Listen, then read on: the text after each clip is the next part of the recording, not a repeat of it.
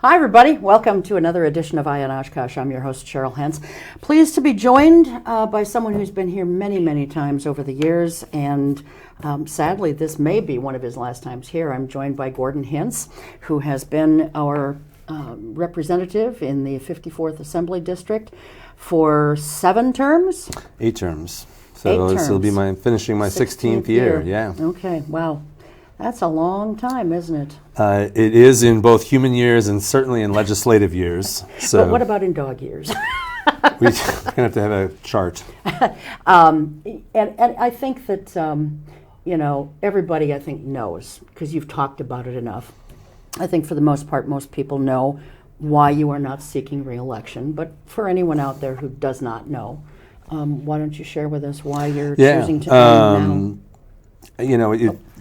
When you start out, I'm not sure you know where things were going, but as long as I was doing the job, I always wanted to do it as invested as possible. It was the priority.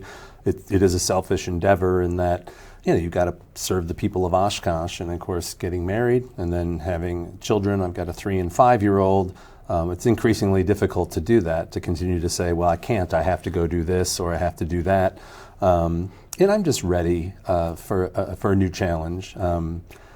It's been amazing. I'll probably never have an interesting job as this has been. And for somebody that was born and raised in Oshkosh, it's just been, it has been an honor, no cliches, to represent the community. And it never looks exactly perhaps like you want it to, but I'm 48. I don't want to do it. I don't know what I thought originally how long I would do it, but I'm in a different place than I was when I started, and so far I feel good about my decision. Mm-hmm. So when you think about, the place you were at when you first started, 16 years ago, and where you're at now, how do those places look different?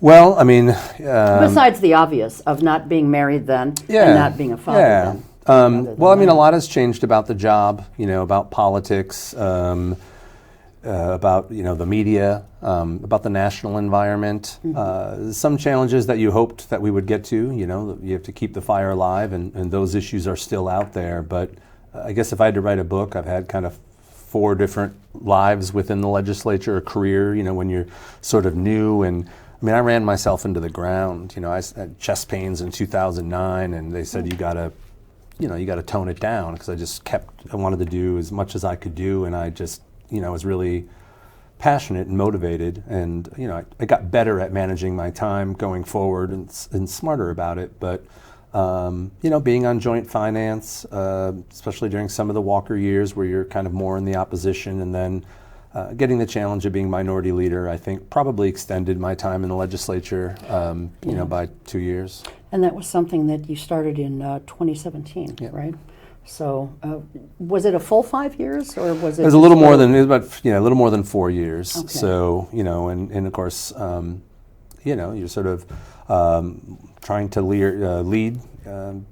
36, 38 members, and you oversee the election operations as well. But getting the support of your colleagues to choose you to do that, that was also an honor and a different kind of challenge that I think pushed the boundaries of what I thought I was capable of doing, and it gets you out of your comfort zone, and probably also burns you out a little faster. Yeah. Well, let's, I want to talk about, your career and that kind of thing, and where you're going in the future, but we'll do that a little later on.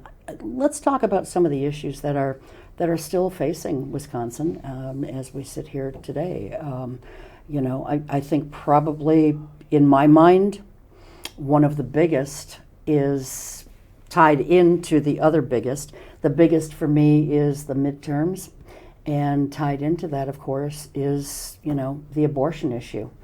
And would you agree with that, or do you think is there something else that's really pressing? Well, we could say, COVID because it's ongoing, the attacks on democracy because they're real and impact elections, the demographic challenge, which, is really raising its head as we're unable to fill a lot of jobs and have a shortage. But in terms of the urgency and how quickly that kind of came about, after 50 years. It certainly seems to have people motivated and fired up when we look at special elections in other states, primaries, things that have happened. So I don't think you can dismiss that. I mean, when you take rights away that have been there for 50 years, and you go from all of a sudden 2022 to 1849 or whatever, and have a criminal abortion ban, it impacts a lot of things, including maternal health care. Yeah.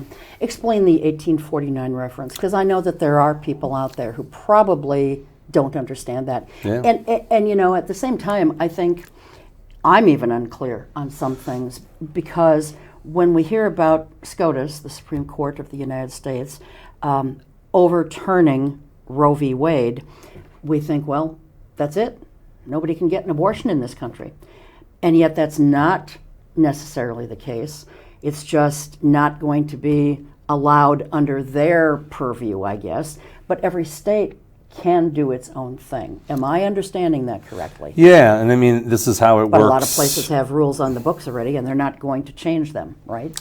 Right, and I mean, in these cases, I mean, the same, Wisconsin's Constitution bans gay marriage and civil unions, but when the Supreme Court ruled that gay marriage was constitutional and legal, all 50 states it became legal. Mm-hmm. This happens on a lot of things, and there's always debates on whether things should be federalized or not, and a lot of times they push it through the courts. Until Roe was decided upon, Wisconsin operated on a criminal abortion ban that pretty much criminalized any and all abortions, to the doctor or, I believe, to the patient.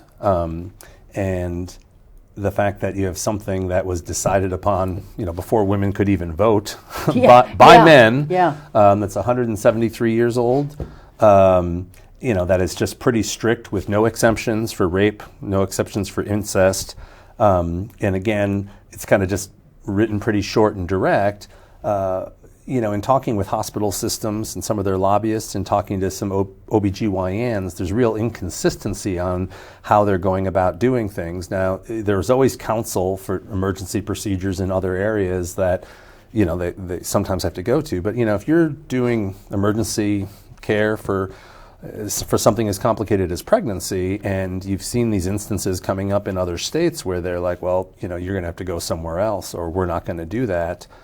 Even if it's the life that's at stake, because if you got an aggressive prosecutor or something, I mean, it's impacting the healthcare decisions, and it's impossible not to be political.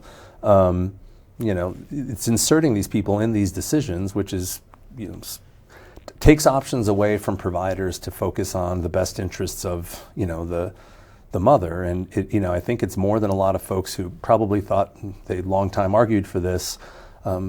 There are unintended consequences that a lot of people are dealing with, and you've got a gubernatorial candidate in Tim Michels running who wants that 1849 ban. I mean, some states I think we're looking at 15 weeks, or exceptions for rape and incest, or trying to modernize things. Yeah, but Tim Michels won't. He will not. He will not make any exceptions for even rape or incest. And I just think I think that is disgusting.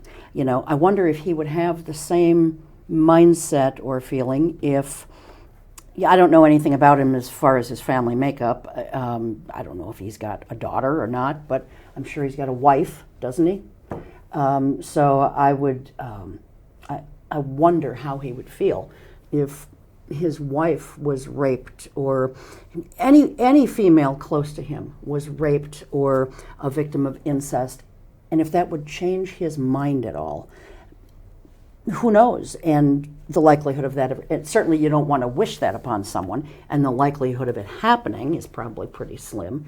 So we'll never get to really know if that would change Mr. Michels' mind or not. But I think it's like you said. I mean, I think a lot of people aren't really sure what this means. I mean, because a lot of people don't think they're going to be in these positions. Mm-hmm. And, I had listened to a lot of stories. We've had a lot of debates over the years on policies aimed at making it harder or restricting it, and as states have done those things. And until I had children, I wasn't in the room, doing the ultrasound, thinking about the complications, worrying about, my wife's health. And, I'm glad it was decisions that were being made with our doctor and us. And I cannot imagine when you're so concerned about these things and want everything to go right that your doctor would be thinking about anything other than the best interests of your health and your choice. Yeah. So we kind of skirted around it, I think, not intentionally, but just by way of conversation. So explain to folks the 1849 law.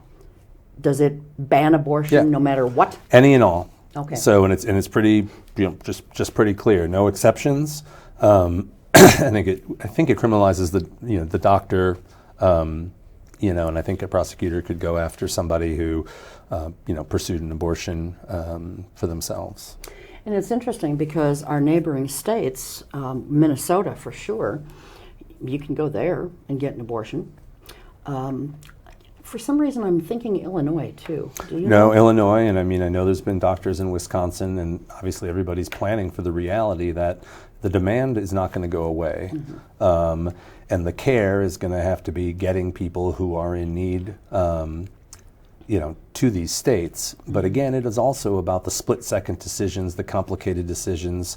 Kids that have that are maybe brain dead or have something else in there that limits the ability of the doctors because they, something might fall under what an aggressive prosecutor could find to ultimately determine things. And I think these are the unintended consequences, and having a hodgepodge of these things. But then you've got states like Texas who I think are ultimately saying, well, we'll prosecute people who go to another state to have an abortion. They can't even do that, I don't think. I don't think so, but they'll, there's a lot of people pursuing laws that are unconstitutional for a variety of reasons. Or, medicinal abortion, if you're ordering or get it from somewhere else, but you do it in state. There's a lot of concern over the data mining that's available in terms of collection data, especially from pregnancy centers and other places when people, are known to have been pregnant, but then maybe never conceive, so what happened? And again, depending on where you live, you're not going to have uniformity, even in states, depending on what prosecutors take up and how aggressive some of these people are. Well, I think not only is it wrong, but I think it creates a slippery slope. There are drugs out there now that you can take, medicine, maybe you were referring to this earlier, but there are drugs that you can get if you think you're pregnant, after a sexual encounter the night before, you can take it the next day, and it is supposed to be able to kill anything that might have started, any pregnancy that may have started. You'd have to almost kind of guess at that because you're not going to know the day after if anything was successful, if sperm met egg or not. But it's just, are we going to then outlaw those things as well? Because the hardcore conservatives and the Bible thumpers out there are going to say that any procreation that has happened under any circumstances should be permitted to come forth. Yeah. So is that stuff then going to be outlawed? It really is a slippery slope, I think, and I don't think we need to be on that slope. No, and I think there are some that would like that. I think in the primary for governor on the Republican side, Rebecca Kleefisch was asked about banning emergency contraception, and she said no, and I forget, I think Tim Michaels said yes and no, so I don't know where that leads sounds things. Definitive. You talked about gay marriage and civil unions in the state itself having been outlawed prior to, the Supreme Court making it legal. What about, now if SCOTUS, for example, does outlaw gay marriage again, what does that do to the domestic partnerships that had been formed here in the state of Wisconsin? So I'm not going to be an expert here, and it's probably good that I'm not because I don't know that other people necessarily know because we have 7 years of state legalized gay marriage here. We already have a number of people that got married in states and moved here and have had the benefits and the power, including as parents and as spouses. The domestic partner benefit law was passed in 2009. It was one of the things we did when we were in the majority after in the best way we could, giving as many benefits as possible without violating the constitutional amendment prohibiting civil unions. So I'm assuming that those would stay the same. But again, I mean, that's an awful lot of people. I think based on some of the statements on how they were applying the justification for overturning Roe, I think that, I think it was Justice Alito who sort of alluded to the fact, or Justice Thomas, that, all of these things should be revisited. Damn the consequences, but just on the, strict constitutionalist argument. Yeah. Well, and I was going to talk about this later on, but this, I think, is as good a time as any. We're supposed to have access to courts, and we should be able to see what our courts are doing. And for the most part, we can. But where we can't see is our state Supreme Court and the U.S. Supreme Court. No cameras are allowed in there, and I think that they should be, especially when you have a case where, your Supreme Court justices in SCOTUS, they are there for lifetime. Their appointments, there is no end to their job unless they quit or they pass, So when you're in an appointed position like that, I think the public has a right to see you have that discourse with each other, and they should be able to see why they are voting the way they are voting. Now, I understand our Supreme Court justices here in the state, those aren't lifetime appointments, but I think we still should be able to see what they're saying as far as how they're coming to reach their decisions. But that said, you guys in the state legislature and the Senate, you guys have had caucuses for years, forever, for as long as I know. Forever. That are not, we can't see them. Yep. And I think that's wrong too. Some of those caucuses have been late night, all night caucuses, and we can't see what's going on. And that's where the real debate takes place. And for, I think for people at home, when we say caucus, it's, before the floor session happens, the Republicans get together and the Democrats get together and they kind of figure out, their votes, their strategy, what amendments they're doing.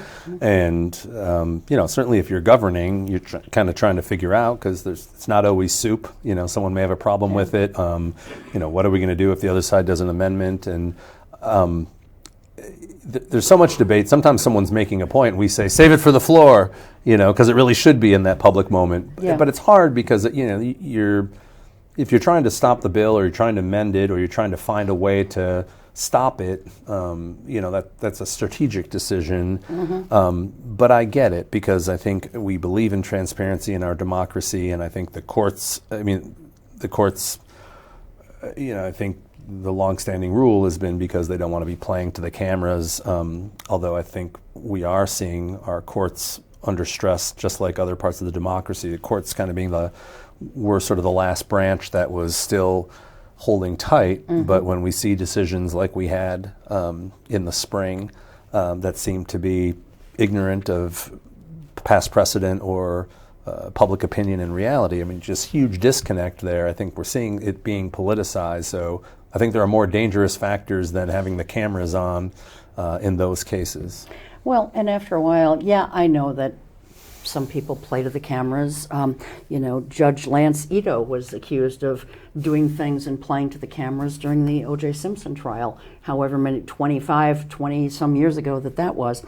And yet, I think after a while, it's almost like anything. So many times I'll have first-time guests come in, and they'll look at the cameras and you can just see them kind of tensing up, and they just say, "Oh, I'm scared," And I just say, forget about the cameras. It's hard to forget about them, yes, because they're there staring you in the face. But after we get talking, you'll forget about them, and they do. And I think the same thing would be true if cameras were allowed in these other venues. I think that after a while, people are just going to forget that they're there, and you're not going to play to them like some people might.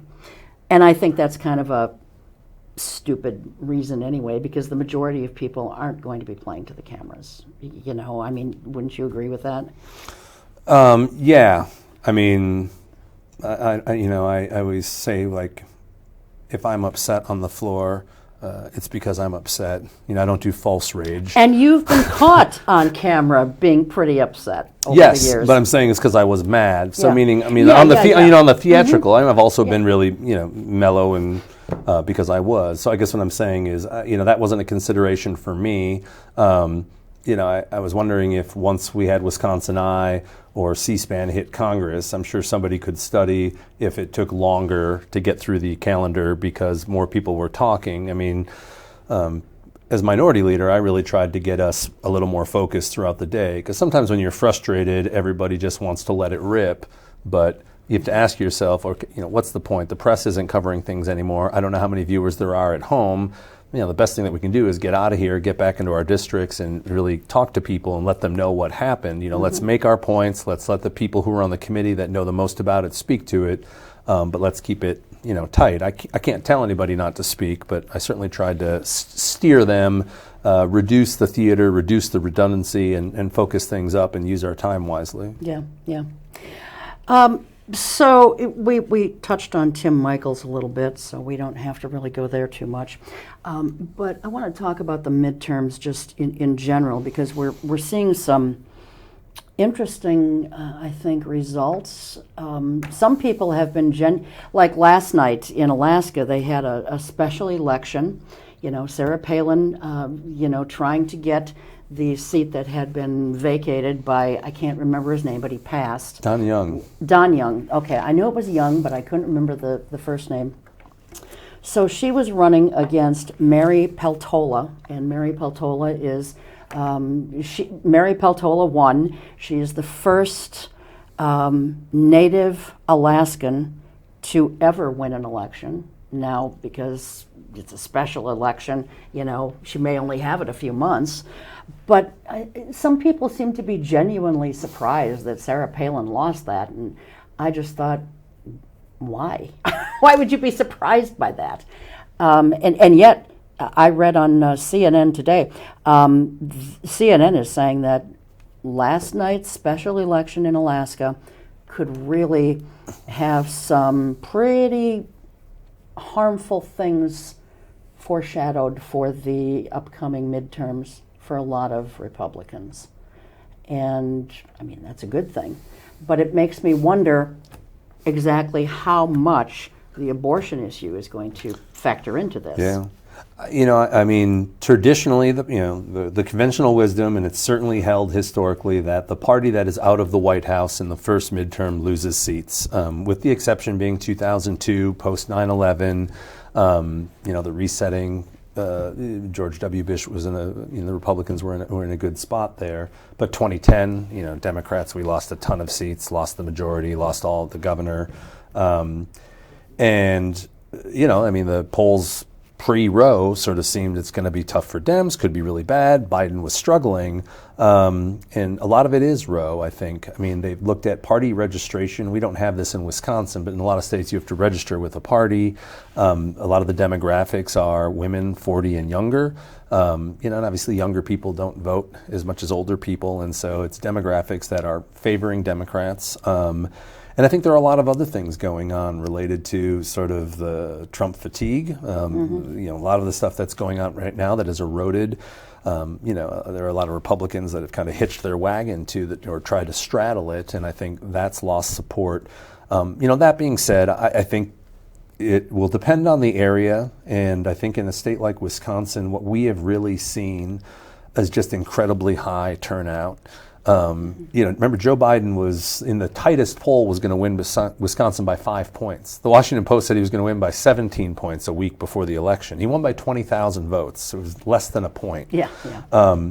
And Trump got way more votes than he got in 2016. So both sides had hyper turnout despite all these attempts to make it harder to vote. And I think Democrats always said, well, when there's high turnout, we win. But I think you're seeing that, Republicans are motivating voters, and I think it'll be the key for, this fall. But I do think that the abortion decision is certainly on a lot of people's minds, and I probably think more so than the polls. We saw this on gay marriage where the polls were closer than the reality because people were willing to, in the in the voting booth do their thing, but in a survey may not want it to come across as bigoted, and even a conservative person who it might be more favorable to be pro-life in public, may say, "Gosh, my daughter's not going to have the same rights that I had for the last 50 years," and so I think it may be bigger than some of the polls are indicating, and a lot of these special elections happening in swing races or just special elections in general, if the Democrat's not winning, they're overperforming what you would expect. And, the question for, if you're a Democrat is Labor Day, is it too early? Are we peaking? Or, so look, it's going to be close in Wisconsin like it always is. I expect turnout to be high. But I feel better about things as a Democrat heading into the fall than I did, let's say, in March. Sure. I think one of the things, and I have to refer to my notes here on this because I couldn't commit this to memory, but one of the things why I think CNN is saying that this is really quite possibly going to prove pretty bad for a lot of the Republicans in their own midterms was that Alaska, that state, had voted for Republicans in every presidential election since Lyndon Baines Johnson. And, so now all of a sudden they've gone the other way. And I have to think that, abortion had to have played a role in that. Well, and I would think there might be a Sarah Palin element. The only caution, caution I would say, and I didn't follow things too much, although I saw the results and I don't know how predictive it was, but a special election is going to be different than the regular. Correct, and I think there are obviously other things on the ballot there that may drive more people out, and whether, that race, the additional turnout makes the difference. Usually these special elections are a, motivation, who's more motivated to turn out. Sure. What kind of budget are we looking at now? I've kind of lost track of where we're at with this. So in Wisconsin, we've got a biennium budget. Is the budget something that is going to be looked at and voted upon in the new year? Okay. So we're, 2-year budget, July 1st of the odd year through June 30th of the odd year.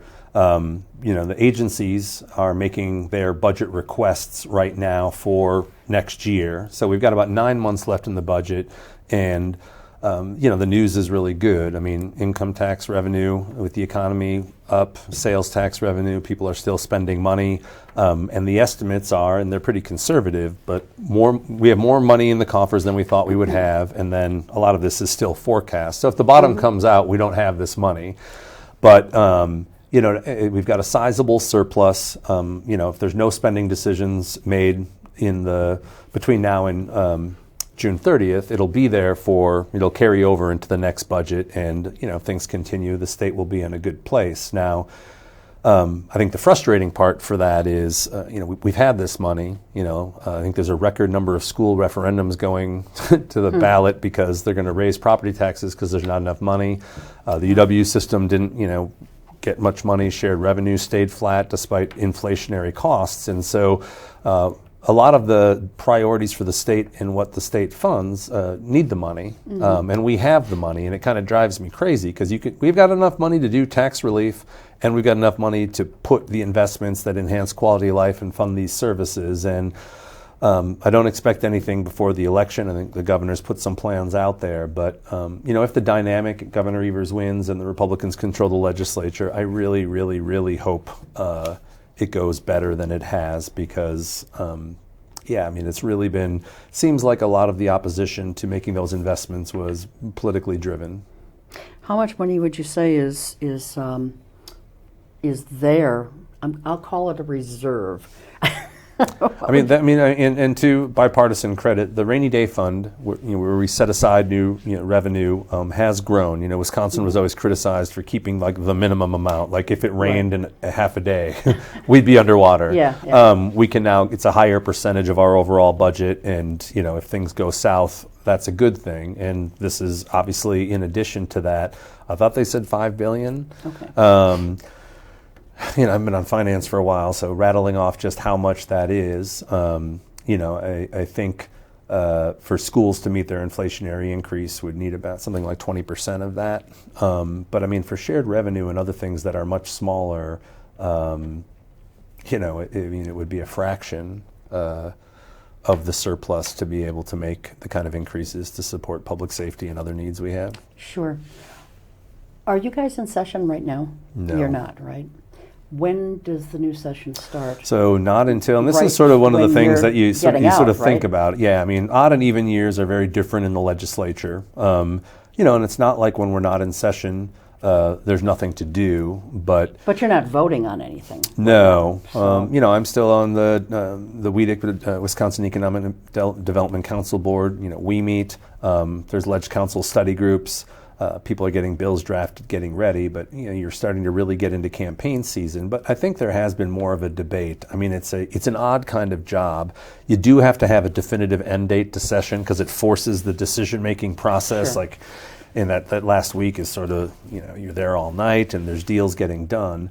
But I do think it should be later in the year. The last decade especially, we've been adjourning earlier and earlier. I think it was the first week of March this year, and of course that was a criticism during COVID too. Yeah. That a lot of the things we passed in the COVID package expired because I think some people thought, oh, this is just going to be here for a couple weeks. And then there were some other measures that anything that we could have done, we should have done, and there was a real criticism I think warranted in 2020 that we didn't get back there, and so.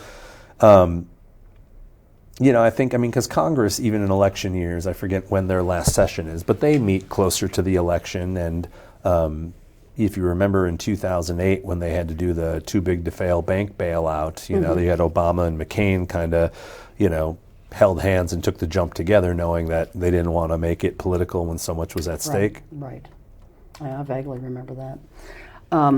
It seems like a long time ago. It does seem like a long time ago. And truly it was, We're talking 14 years ago, so. I remember back a lot then. has happened in 14 years.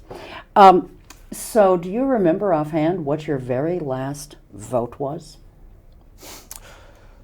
No. You weren't expecting that question, were you? No, and in fact, and one of the challenges is looking back, right? I mean, you try to be as present as possible. You remember a lot of the bigger issues, but sometimes the ones that you were more involved in, specifically as the author or writer, were smaller. And sometimes, there'll be things where we pass it in the assembly, and I thought it passed the Senate, but it didn't. I mean, we passed last year. You have to be 21 now to buy tobacco and vape. And I don't feel like that's gotten that much attention, given how substantial it is from a public. I thought you always had to. 18. You're kidding. No. Well, I thought for some reason it's been 21 for years.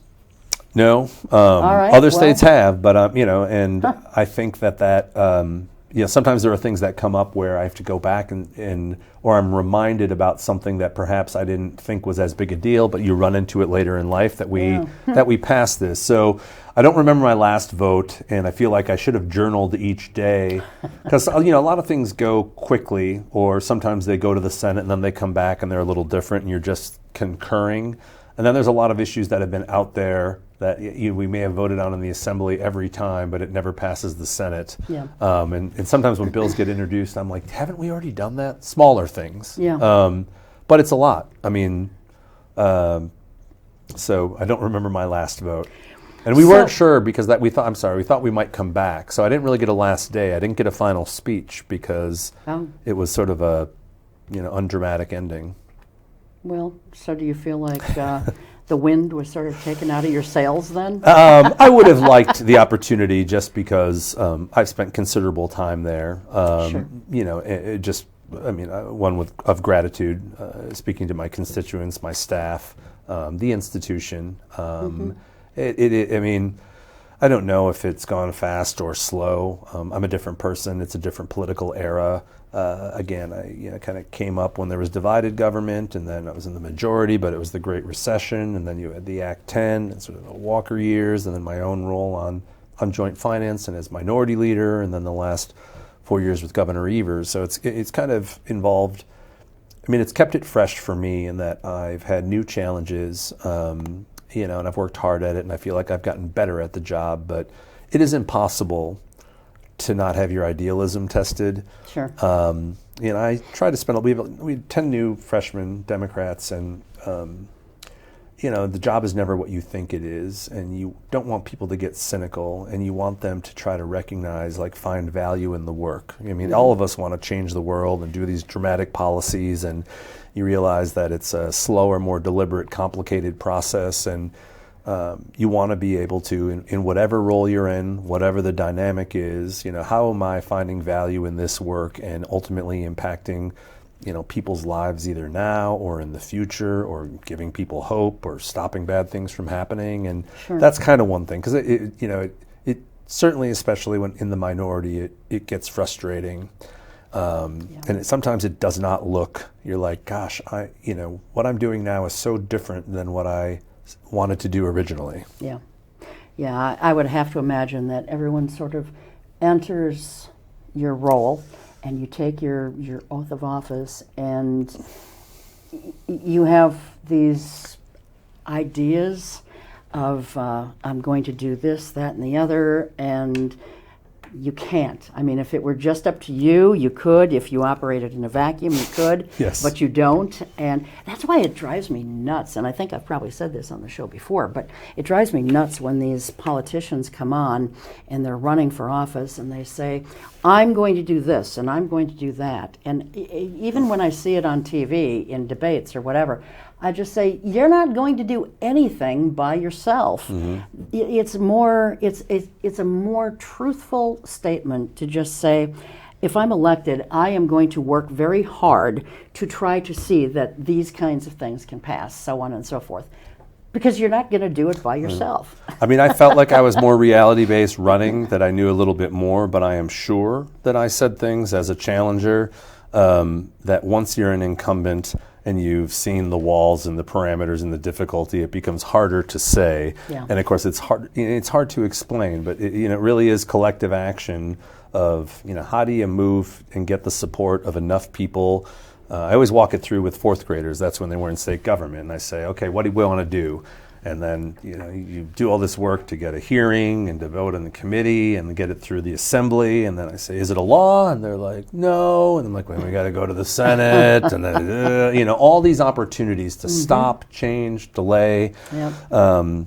And depending on, your goals, I mean, that's some of those things. And it is both frustrating, and I understand why it's just the public's like, I hate all that stuff. Yeah. But it was at Winston Churchill was sort of like, it's democracy. It's still the best. It's still the best, even though it's frustrating and, complicated. Because it is. The bigger the issue, the harder it is. I mean, the reason things like healthcare or immigration are so complicated because you've got, diversity of ideas and views around the country and impacts.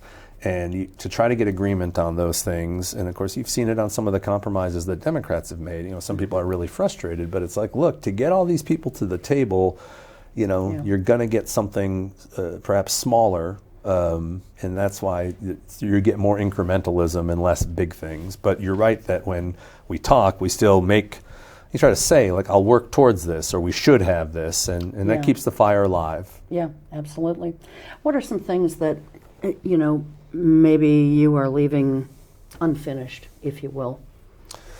Well, when I originally ran as somebody who was involved in city government and really thought Oshkosh didn't have a partner at the state level supporting it, I, as a policy guy and in grad school, had done work with Governor Thompson's commission when we were trying to figure out what's the best way for the state to fund local services. And when I started, we had a lot of pie in the sky, tax-based sharing and regional and consolidation and all these things. And I think I was probably a little idealistic, but the fact that those problems are still with us, that we're still seeing cities starved of the resources and under tight levy limits and don't have new revenue sources, something that if you had asked me then, I thought, of course, we were going to be able to do that.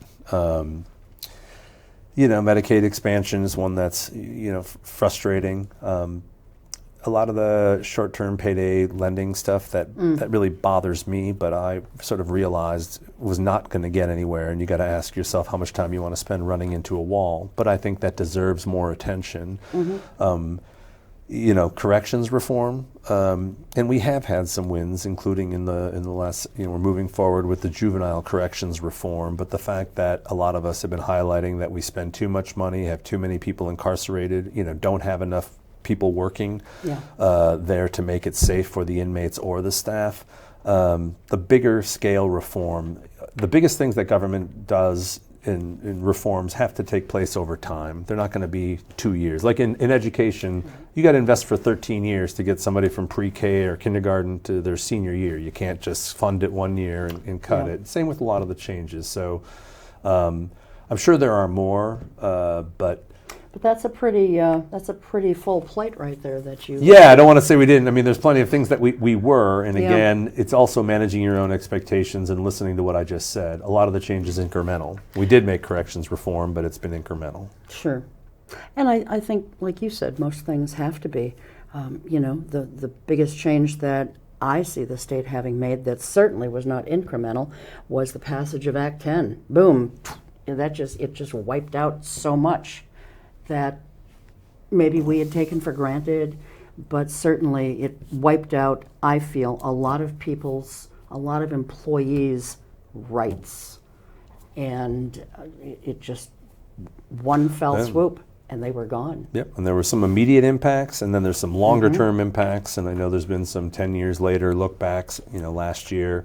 And of course, now that we're in this tight market where we simply don't have enough people, that it also has had an impact there. There's more free agency, more people leaving. It's harder for districts to have, sustained staff efforts to follow a strategic plan, people that are dedicated to the districts, and those things are still coming home to roost. What kinds of things have you passed, whether you sponsored it or co-sponsored it or just had a vote on it? What kinds of things are you most proud of? Well, I look back at things that, when I got elected, I didn't think Wisconsin would ever ban smoking. That's how long I've been in office. But I think we were the 27th state. It was bipartisan. Despite the opposition at the time, I think more people think it was a good thing. And obviously the health impacts of that have been tremendous. And I think those are important public health measures. The fact that we did pass the first payday lending regulations is something that I worked on. Obviously, I'm proud of anything that I could do at the local level regarding infrastructure, whether it was the Grand or the first Sage Hall at the university, or even getting CLO done, which has been the last 8 years. Tell us what that is. Sorry, I was on the State Building Commission for a long time, and it's funding all of the state infrastructure projects and the CLO education, nursing ed building on campus. Years ago, the only way we could get it done was doing a phase 1 and then a phase 2, and we got the phase 1 done, and then it took us till this budget to get phase 2 funded, and that was important. But look, the Bucks Arena, because we wouldn't with no Bucks, there's no herd. And so when I think about things that happened in Oshkosh, and it could have gone sideways if we didn't find a way to hold hands and get the Bucks Arena done, and the Bucks winning the championship didn't hurt because they would probably be in Seattle. So the short thing is, I saved the Milwaukee Bucks, got the championship, and got the herd here. All right, there you go. That's a good thing. What would you consider some of your not so great moments in your 16 years? Look, growing up in the legislature in the public eye isn't always the easiest. I think everybody's well aware, of the kind of meltdown, that I had, especially during Act 10, and personally and professionally. But those were long hours too. Those were long hours, and look, that was a really challenging time for me. Like I said, all I had was this. I kind of threw myself into it, and it's my time in the legislature is paralleled time. I got married and have kids, and I'm just in a different, in a different place. I think, in terms of regrets, could I have done this? Could I have done that? To either get things done. I don't feel like I was an obstacle, to certain things. So I don't have a ton of regrets. You do the best that you can with the information that you have, and I guess. People, politics have changed, Democrats have moved to the left, or Republicans have moved to the right. I don't feel like I'm that different. And I think it was important to me when you tell people you're going to run for office, especially your friends that hate politics, are sort of like, oh my God, you're going to become some big phony or something. And I think authenticity has been important, and I think it's actually good for your personal brand of politics. And I guess I've seen a lot, and I've experienced incredible, to be involved in a lot of things, but I don't feel like I've changed dramatically, and I guess I'm happy about that. I mean, anybody that runs for office and puts their name on a sign certainly has an ego, but I feel like I've kept it in check. Well, I would qualify that by saying it's an ego for a reason in most cases. Yeah, I didn't mean it as a pure negative. It's yeah. filled with people. But hey, there are some politicians. Absolutely. And we will not name them, but they have egos, and for them, it's all about them, and it's only about them. I think most people who put their name on a sign are doing it for the right reasons, and they're brave for putting their name out there, because this is a time. I mean, look at during your time in office, Gordon. We've seen blogging become even more important. People hiding behind the shrouds of anonymity. It's very easy to sit behind a computer screen and just type whatever and be anonymous about it or make up some phony moniker. But it's quite another to have your name and your face out there and saying what you believe and what you think to be right for the constituents. And I think that's what's wrong with politics. That's always been what's wrong with politics, is that you've got these two parties. And for the most part, it's two parties. I know that there are other parties out there, but by and large, there's two parties. And when we have debates, national debates, we see two parties represented on that national stage, not 3 or 4, we see 2. And I just think that people need to do what is right for the majority of their constituents, not what their fellow party cohorts or colleagues are doing, not what people who are stuffing lobby money in their pockets want them to do. It's about, at least it should be about, what's right for the people. But it's not. And that's where I think everything, you talk about things going sideways. Politics has gone sideways, I think, for a very long time. And I don't know that it's ever going to get better. I mean, there are powers, forces. Obviously, I think 100% of people would agree there's too much money in politics. There are perverse incentives. There are attacks at, to me, the attacks on our institutions and the attacks at democracy and the attacks on our rules. I mean, I feel like in a perfect world, if you have two sides, you can agree on, here's the problem. Both sides say, like, yes, that's a problem. And then we debate what's the solution. And Republicans probably favor less government. Democrats probably coming in with more government. And you debate those things. That's not how it works. If I had been able to give my farewell speech, I'd kind of outlined it was going to be a reminder that it's not about you.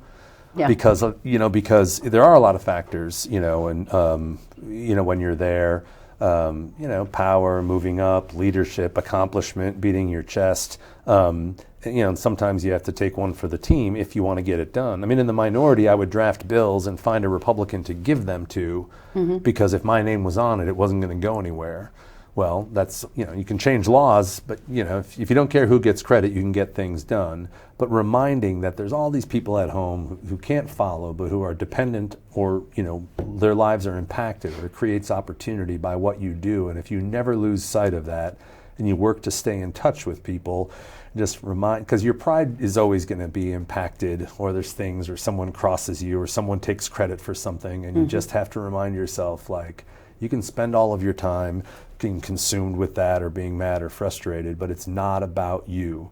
Like, it's just, and the more you can keep that at the forefront, I think the better representative you'll be, and and I think, again, I think it's good politically too, because I think it will come out when people know that, know.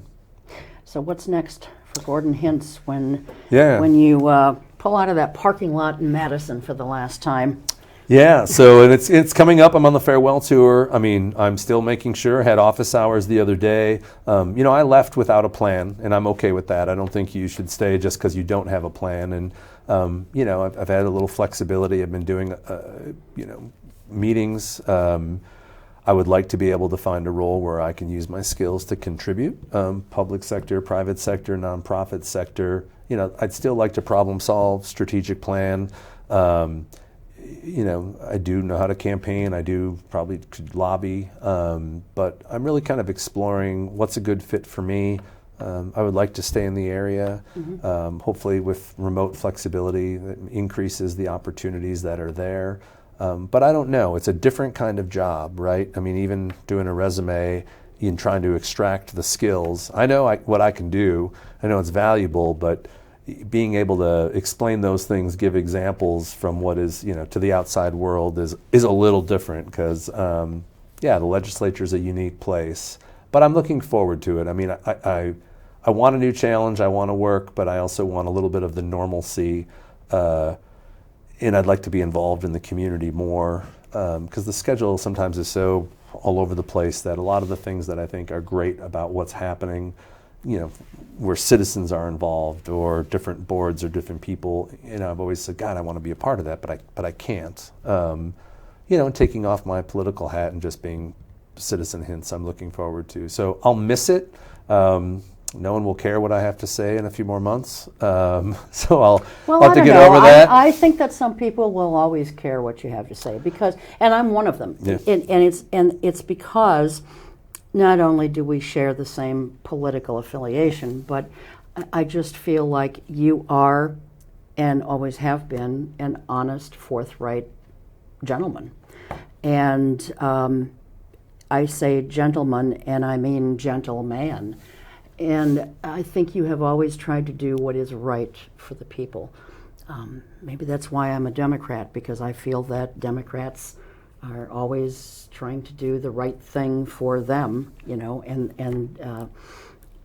I don't know. One of the things that I regret that no one has done yet is enough campaign finance reform. Mm-hmm. These lies, the ability that a company doesn't even vote. It's an inanimate thing. And yet corporations can give any amount of money that they want to campaigns. I don't think there's a cap on it, is there? No, I mean, and that was one of the changes that was made in that, you can take direct corporate contributions to campaign committees. There's still limits on what individual candidates can take, but that always makes it hard. I mean, look, when you're having a fundraiser and it's, you're getting $35 from your supporters, but someone's going to drop $50,000 in a mailing or ad campaign against you, you're sort of like, money disproportionately impacts things, politically on the campaign side, and then obviously that leads to decision making, and it's more complicated than people think it is in terms of its influence. Mm-hmm. But the outcome still means that there are a lot of issues that impact people that don't get addressed simply because people have, groups, industry, others have disproportionate power. And a lot of times, people said to me, like, why do the payday lending thing? Like, no one cares. And it's true. A lot of the victims people taken advantage of probably don't even vote, but it has an impact. They're just not like a massive lobbying group. The people who had the money were the ones who were making money. They had 32 lobbyists. Well, and I have to say, I think the people who get taken advantage of, I think that they cared what you were trying to do. I had to, when I was managing an apartment complex, I had to move for eviction on a tenant. And as I was sitting in court, my case was one of the very last ones getting called. And I saw payday company after payday company up there. I bet you I saw 15 to 20 cars being handed over with one bang of a gavel, in my time sitting there. Because people, they put up their cars for collateral or whatever, and they didn't make the payments, and the company took the cars. So it's bad. And so I think that the work that you were trying to do was certainly it was necessary. I appreciate it. I mean, going back to your previous question within that, I'm sorry, like, things about that you regret are when, there's a lot of times when you're able to help somebody, individuals that need help with, unemployment, tax returns, child support, connecting them, getting help, getting the sex, transitional house that we were able to get rid of just by staying on it and working with citizens. But it's when you can't help someone. Like the state employees right now are getting run roughshod at Winnebago and corrections because there's not enough people, forced overtime, just being exhausted, impacting their care, probably risking, lawsuits and other things. And they call and say we can't do this, and I can't fix it. Right? I call, I'm beating the drums, I say we need to do something, but there isn't a response, and you feel helpless when you want to help and you can't. And I think that's probably the issue after issue, the thing that bothers you the most. Sure. Well, Gordon, thank you very much for everything that you have done for the last 16 years, and for being a good friend of the public here in the Oshkosh area. And I'll be seeing you around church at some point, and don't be a stranger. Let us know what you are going to be doing. Well, I thank you and thank everybody in Oshkosh. It's been an amazing opportunity, and still, look forward to being involved as much as possible, but also looking forward to a little break. All right, excellent. Before we sign off tonight, I just want to say a few words about a previous guest. If you're a regular viewer of this show, you'll know that on July 21st, just a short 5 or 6 weeks ago, we did a show with two very exceptional young ladies, Melody Nolan and Anna. And I'm sorry, Anna, I'm forgetting your last name right off the top of my head here. But they're both legally disabled, and they shared with us their challenges in obtaining the proper kind of care for their diagnoses. And sadly, I was informed last night on August 31st that Melody, the woman you're seeing on the screen right now, had passed early yesterday morning. And Anna was, keeping me abreast of things this past week, and, that was Melody's request, that she keep me aware of what was going on. And I'm very grateful to both Melody for that, but also to Anna for following through. And I'm profoundly saddened by Melody's passing, despite her various health conditions. She always made those who she came in contact with feel just so special and so important, and she had such a smile on her face no matter what she was feeling physically or emotionally. She made you feel that you were the most important person, and that was important. And that's one of the things that I will appreciate and miss about her. But Melody will be missed dearly by many, including me, and I send my deepest condolences both on, personally and on behalf of the On Oshkosh crew, to her family and her friends. So she has now found freedom from illness and pain, and may she rest in peace. Farewell, Melody. And thanks again, Gordon, and best wishes in your future endeavors. And thanks to the cast, and crew. What am I, accepting an Oscar award here? My God. There's a nice flub. That'll be in an outtake sometime on some of the little snafus that we've had here. Anyway, thanks to Gordon, thanks to the crew, and if we want to call this a cast of characters, I guess we could call it that. Anyway, we'll see you next time. Until then, take good care. Keep your eye on us. We've got our eye on Oshkosh.